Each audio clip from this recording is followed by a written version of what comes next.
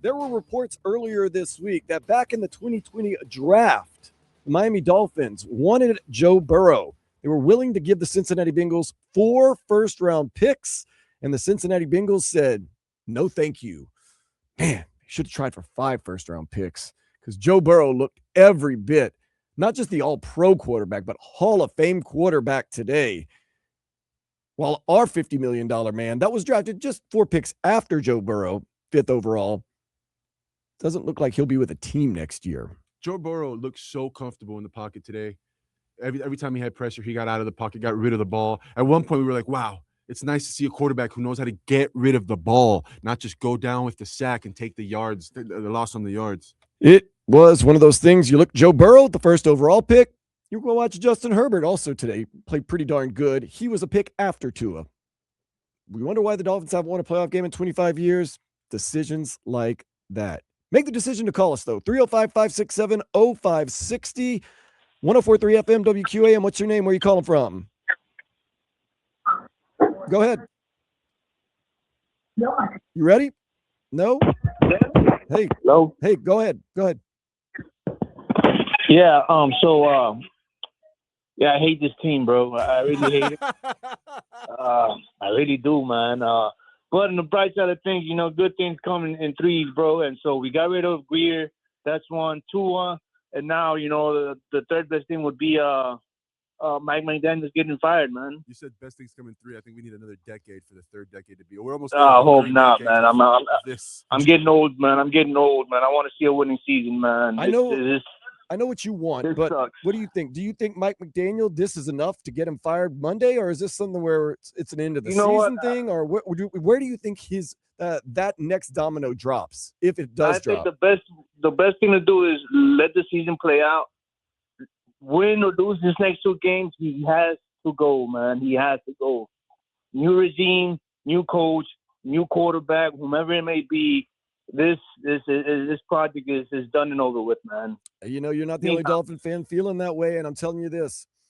A lot of people said Mike McDaniel, he's on the fence, but if he can win these last 3 games and prove that with a backup quarterback he can win, and prove that he can improve a quarterback like he quote-unquote improved Tua, and prove that the team's still playing for him, that might just be enough to save his job. Well, it took a major hit. I don't know. I've seen this today. Movie before. And I know how it ends, Dan. I don't think he's getting that happy ending. I don't know if Mike McDaniel's going to be around next year. That's all I'll say. 305-567-0560, 1043 FM WQAM. What's your name? Where are you calling from? Hey, this is Matt from Boynton Beach. What you got, Matt? So let me just kind of tell you, I've been a Dolphin fan for about 45 years. I was at the game today. Ooh. Obviously, I can't see a GM has to pick their own coach. Yeah. So I can't see McDaniel surviving. Right. That's number one. Number two, I think the public wanted Tua in the worst way. All I heard was tank for Tua. We got him, and it didn't turn out the way we wanted. I completely get that. I think what the Dolphins have to start looking at doing is it's so important to have a good backup quarterback. If you look historically at the Dolphins, Earl Morrall won 9 games during their undefeated season.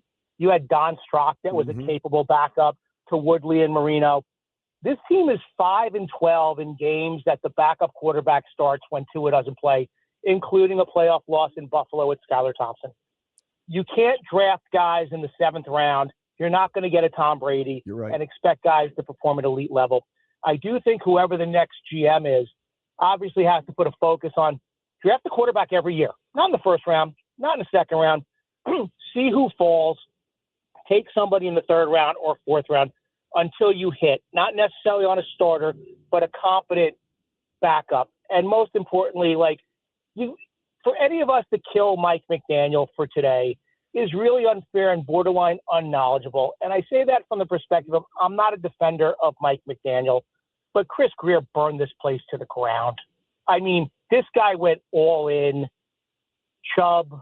So he's a victim of Chris Greer? I mean, oh, absolutely. I mean, let me ask you this. Can you win the Daytona 500 with a Tercel? No, of course you can't. So if you tell me to make you a gourmet meal and I'm using scraps, what can I do? I could be the greatest chef in the world, and I can't operate with scraps. Does he belong back here next year? No, it's just the optics don't make it a fit. Will he be an offensive coordinator someplace else and be successful with the right personnel in place? Absolutely he will. Absolutely he will. But for now, like, hey, this dig out is going to be anything. Chris Greer set this franchise back a decade. And I agree with you right there. This is the thing I think is probably best for Dolphins fans, and I know Dolphins fans don't want to hear it. Chris Greer left the cupboards bare, but you are tied to a lot of guys for a lot of money, a la Tua Tagovailoa, a la Tyreek Hill, a la Mike McDaniel, who just got an extension. What I think what would be best for this organization long-term, Bankruptcy. New general manager, and have a year where you just kind of cleanse yourself. Bring Tua back, let him compete for the starting job, bring Mike McDaniel back, let him try to save his job, and let everybody know, except the new GM, this could be your last chance. You better play well. Get that money off the books. Then if you decide to clean house after that, you clean house after that. Or you could do what some other teams have done, like the Denver Broncos. Just cut the $50 million quarterback, cut your losses, and move on. Working out pretty good for them. So I could see either of those. 305-567-0560, 104.3 FM, WQAM. What's your name? Where you calling from? Hello? Speechless, just like the rest of us. 104.3 FM, WQAM. What's your name? Where you calling from? Go ahead. Nope. 305-567-0560 is the number. 104.3 FM, WQAM. Go ahead. They're getting shy on us, Dan. Maybe I'm pressing the wrong button. That's probably the reason why. 305-567-0560, 104.3 FM, WQAM. What's your name? Where you calling from? Hey, it's TW in Miami. Am I on? TW, you are on. Hey, man, how we doing? Listen, I totally disagree in bringing back the coach. Unless we promote a GM from the inside, there is no way we should be bringing back McDaniel. Channing Crowder said it earlier in the week. We know what he is. We've seen him with other quarterbacks. He's had Bridgewater. He's had Brissett. He's had all these guys. He's had his chance with other QBs. He endorsed the contract endorsement. Yeah. We need to get someone from the outside. The last time we hired a head coach or head coaching experience was Dave Wanstead. We need to look ourselves in the mirror and make a change. It's enough. It's enough. Phillip Rivers was playing last week after being a high school coach and looking like a competent quarterback, and we're sitting here still with crap. I mean, what, you know what I mean? What the hell? I understand what you're saying. Yeah. Look, most GMs are going to come in and want to cook with their own groceries. So I would say, despite what happened today, Mike McDaniel, his days are probably numbered here with the Dolphins, no matter what his contract situation looked like. And I do understand that you are a little bit upset. I would be too. 305-567-0560, 104.3 FM, WQAM. What's your name? Where are you calling from? Hello, Harrison. Harrison, go ahead. Put your radio down a little bit, Harrison. Hi. Yeah, sorry, we were listening. Hi, it's Harrison from Boca Raton, diehard Dolphins fan. I go to the game with my grandma all the time. She's been a member since '66. She doesn't miss a game. A bit frustrating year in and year out, sweating my butt off in the stadium. Yeah. We don't put the right people in the right places. I mean, you give Tua $53 million a year, you bench him, make him scrub toilets, make him a janitor for $1 million a year or something. I'm down with that. He was holding a clipboard today.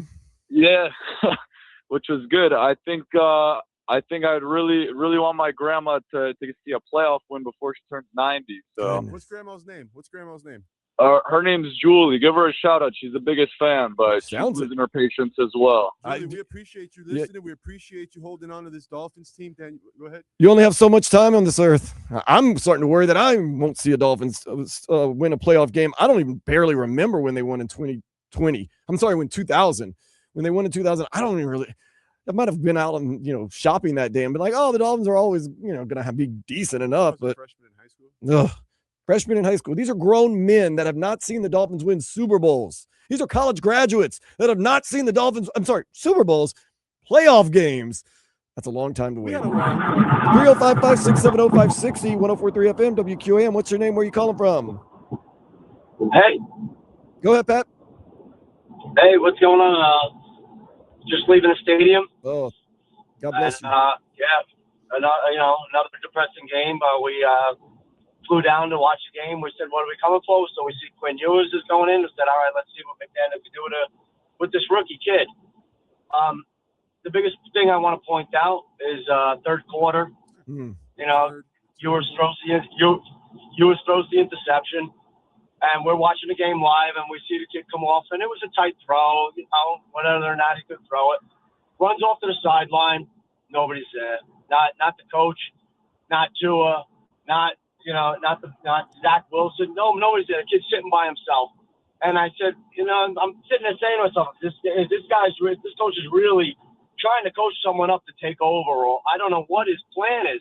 But why wouldn't you be there on the sideline and say, hey, here you go, kid. You made a tight throw. You made, something, anything. And he wasn't there. I'm glad you bring that up because nobody came. I had to watch the game on TV, and I was going to ask, like, I don't see these guys trying to help each other out and coach each other up. Like yesterday, Malachi Toney, he had the fumble. They said he was on the sideline surrounded by his teammates, encouraging him and telling him, we need you. I was not seeing Tua talking to Quinn Ewers, waiting for him on the sideline. Mike McDaniel talking to him. It looked like they were just they're not a team. They're just a group of individuals out there. And you were at the game, so you can confirm that's what happened. They all just He said. Nice apartments in Brickell. Yeah. It's the Miami effect, Dan. They moved to Miami. Yeah. They have this beautiful stadium, this beautiful beach, this beautiful people everywhere, these wonderful fans that are going to come in day out, week after week, buy your jerseys. They come from all these towns around the world. And then the weather hits their brain, the money hits their bank account, and next thing you know, they're like, we lost. Who cares? I'm gonna get in my Ferrari. That's disappointing. That if that's true, they're not playing as a team. They're not playing for each other. They're not coaching each other up. They're just going for their next contract. And if that's the case, everybody needs to go because there's no room for that on any team, much less a professional team where you're getting paid millions of dollars. 305-567-0560. Go ahead. Hello. Go back to the phone lines. 305-567-0560. 104.3 FM, WQAM. What's up? Hello? Hello? Hey, what's up? Hi. I don't know if you can hear me or not. I can. Oh, awesome. Okay. So I just left the game. My husband and I fly down here from New Jersey every year. We have been Dolphins fans for 50 years. Okay. So we do have a little perspective. It's normally it's great, but all I'm going to say is this, because like I said, we just left the game, and Mike McDaniel is calling the plays. How many times does he hand off to Devon Achane and have him go for like 3 yards, and you keep doing it? It's like, what are you thinking about? It's like they all gave up. I really don't know what they were thinking about. It really did seem like they gave up today, Deborah. And I think Mike McDaniel handing it off over and over and over again to Devon Achane is because really that's all he's got. South Beach. They're thinking about South Beach and enjoying their I don't Sunday. think he has very much else. You know Quinn Ewers. He tried hard. But really, you want him to be your franchise quarterback? No. Do you want to? No. He doesn't have anything else. That's the best he can muster. The optimist in me does want to say, though, Dan, that at one point somebody would have said the same thing about Tom Brady. Oh, but Tom Brady in his first year wouldn't win a Super Bowl. So he was third string, though, wasn't he? Yeah, he was. But when he got in, it was all up. It was all downhill from there. It's so sad. We're waiting for miracles like Tom Brady at this point. Everybody's waiting for a Tom Brady. 305-567-0560, 104.3 FM, WQAM. What's your name? Where are you calling from? Hello? 104.3 FM, WQAM. What's your name? Where are you calling from? Hello? Hey, what's up? What's going on, Dan? How you been? It's been a little while since I called. It's Josh from Miami. Hey, Josh. Glad to have you back. What's up? Just was at work watching the game, watching all the BS unfold like always. Yeah, typical Dolphins. I've been saying it for how many weeks? Coach can't coach. All we're gonna do is hand off. You ain't got a quarterback. I mean, if I was the Dolphins, I would have rolled these two guys out at game 3. Well, how's Zach Wilson going to help the kid when he feels like he got passed over? So he don't want to help him. The coach don't want to help him. Tua can't help him because we all know Tua's brain isn't there. So, I mean, this kid's stuck, bro. Josh, you're right about that, man. Look, if they're not playing as a team, that's a huge problem. Mike McDaniel not making adjustments after halftime, game in and game out and game in and game out. That's a huge problem. They can't remedy these problems. There needs to be a cleaning of the house. 305-567-0560, 1043 FM WQAM. What's your name? Where are you calling from? Hello. Hey, go ahead. You hear me? Yes. Will Phoenix. Go ahead. Yeah. Okay. This is my interview process. I'm applying for the Miami Dolphins right now on live radio to Mr. Ross. Okay? When you get a quarterback like that and you suck as bad as we do, you go no huddle and you see what he can do. You throw the ball. You don't just go out there and run, dive, dink, and dunk. And number two, we got a CFL team. These guys are scrubs. Okay, our linebackers are scrubs. Number 23, Jones, he's not a starter on any team. These guys are all scrubs, and McDaniels keeps these guys around for some reason, and then he brings a receiver off the practice squad today that doesn't know how to go to the ball when it's thrown to him, which causes interceptions. He has to go. Everybody has to go. And I'm telling you right now, by them sitting there at the end of that game saying, hey, this is running out, not even try to score, come on, dude. You're in this to get better. Let your quarterback throw the damn ball and have a play design that goes over 5 yards. Fire sale. Get rid of everybody. That's what Dolphins fans want. And after the performance today, hey, I hear what you're saying. You might get what you want, because the first thing the GM is going to want to do, he's going to want to get his or her people in the places he or she wants them. We could be seeing a drastically different Dolphins team and organization. Now it seems like possibly sooner than later. We shall find out.